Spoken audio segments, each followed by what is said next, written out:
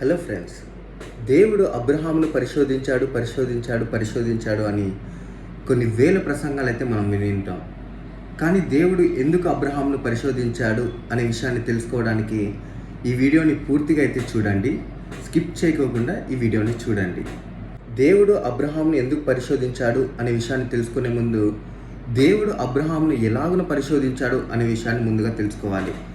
ఆదికాండము 22వ అధ్యాయం 2వ వచనంలో మనం చూసినట్టయితే, అప్పుడు ఆయన, నీకు ఒక్కడయ్యున్న నీ కుమారుని అనగా నీవు ప్రేమించి ఇస్సాకును తీసుకొని మొరియా దేశమునకు వెళ్ళి అక్కడ నేను నీతో చెప్పబోవు పర్వతములలో ఒకదాని మీద దహన బలిగా అతన్ని అర్పించమని చెప్పాను.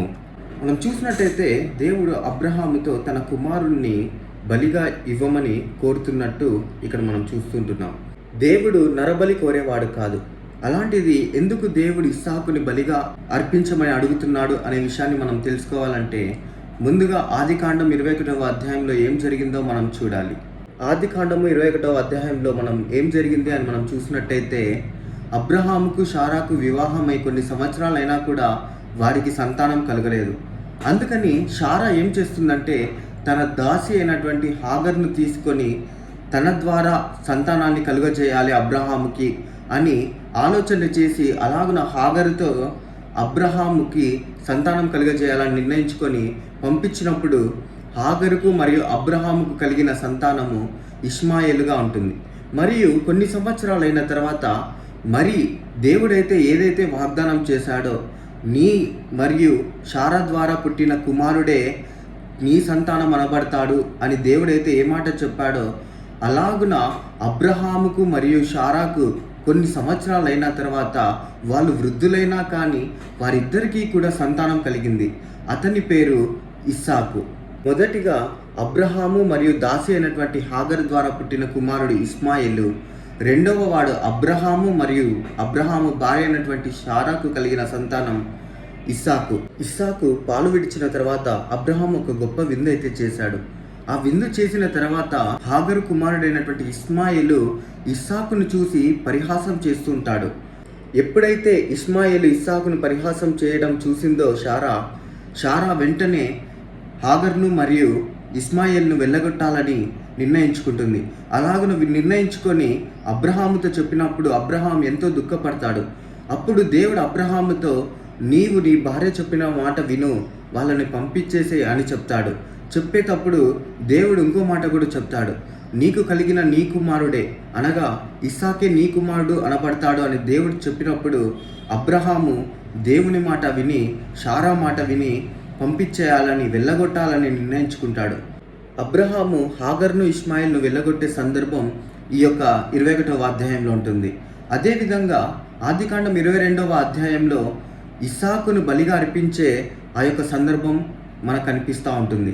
ఈ యొక్క రెండు సందర్భాలు కూడా మనం రెండు పక్కన పెట్టుకొని చదవాలి. ఎందుకు చదవాలి అంటే ఇస్సాకు ఇస్మాయిలు ఇద్దరు మరణించబోతున్నారు, కానీ వారిద్దరిని కూడా దేవుడు కాపాడాడు. అబ్రహాము ఈ యొక్క రెండు సందర్భాలలో ఏం చేశాడు, ఏం చేస్తున్నాడు అని మనం చూడాలి. మొట్టమొదటిగా హాగర్ను మరియు ఇస్మాయిల్ని వెళ్ళగొట్టేటప్పుడు అబ్రహాము ఉదయాన్నే లేచాడు. అలాగే మనం చూసినట్టయితే 22వ అధ్యాయంలో అబ్రహాము ఇస్సాకును బలిగా అర్పించడానికి తెల్లవారుజామున లేస్తాడు. రెండిట్లో కూడా అబ్రహాము తెల్లవారుజామున లేస్తాడు. మరి రెండవదిగా మనం చూసినట్టయితే అబ్రహాము హాగరుకు మరియు ఇస్మాయిల్కు కావలసిన ఆహారాన్ని వారి యొక్క భుజం పైన పెట్టి పంపిస్తాడు. మరి మనం ఇస్సాకు విషయానికి వచ్చేసరికి అబ్రహాము ఒక గాడిద మీద ఆ యొక్క ఆహారాన్ని పెట్టి తనకు తోడుగా ఇద్దరిని తోడు పెట్టుకొని కలిసి మొరియా పర్వతానికి దగ్గరికి వెళ్తారు. ఇక్కడ మనం చూసినట్టయితే హాగర్ను మరియు ఇస్మాయిల్ను మాత్రమే పంపిస్తాడు. తర్వాత హాగరు ఇస్మాయిలు బేర్షెబా అరణ్యంలోనికి వస్తారు.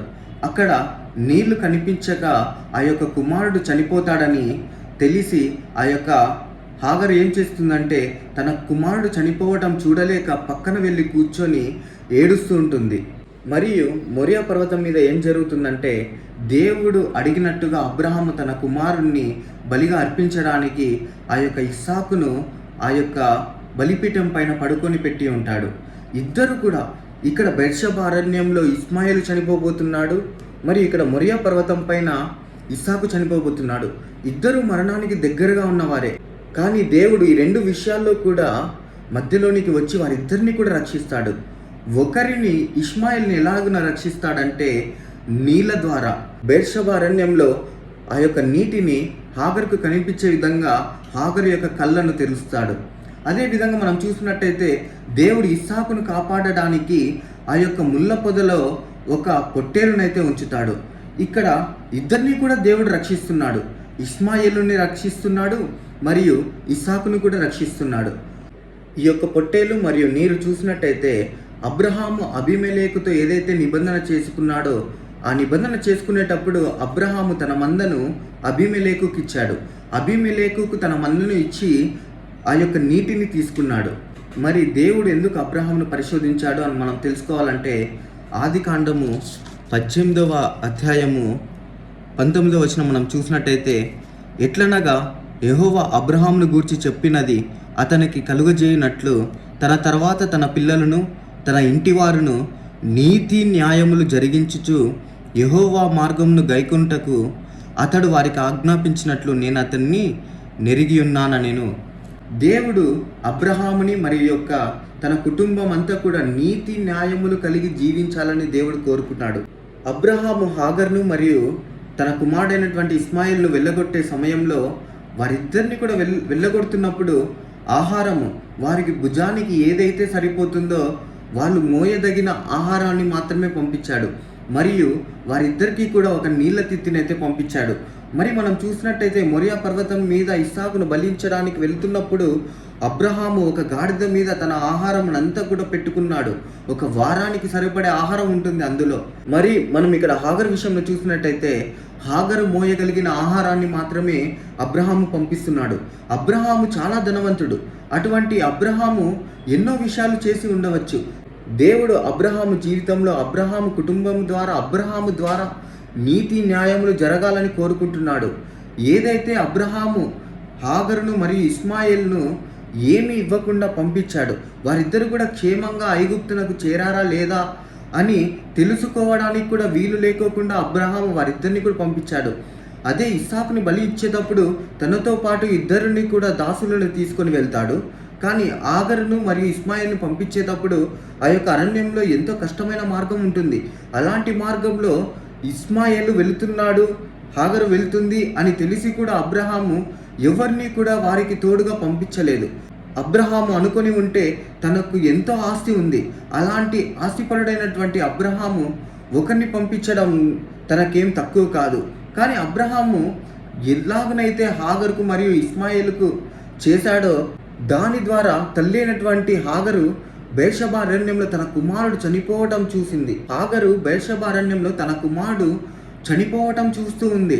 హాగరు ఎంతో బాధపడుతుంది, ఎంతో దుఃఖపడుతుంది, రోధిస్తుంది, ఏడుస్తుంది.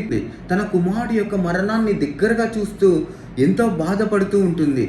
సేమ్ అదే సందర్భాన్ని దేవుడు అబ్రహాము యొక్క జీవితంలో కూడా తీసుకొని రావాలనుకున్నాడు. హాగరు తన కుమారుడైనటువంటి ఇస్మాయిల్ చనిపోబోతున్నప్పుడు ఆ యొక్క బాధను ఎలాగనైతే అనుభవించిందో అలాంటి బాధను అబ్రహాము జీవితంలో కూడా జరిగించాలని దేవుడు నిర్ణయించుకున్నాడు. అందుకని దేవుడు అబ్రహామును పరిశోధించాడు.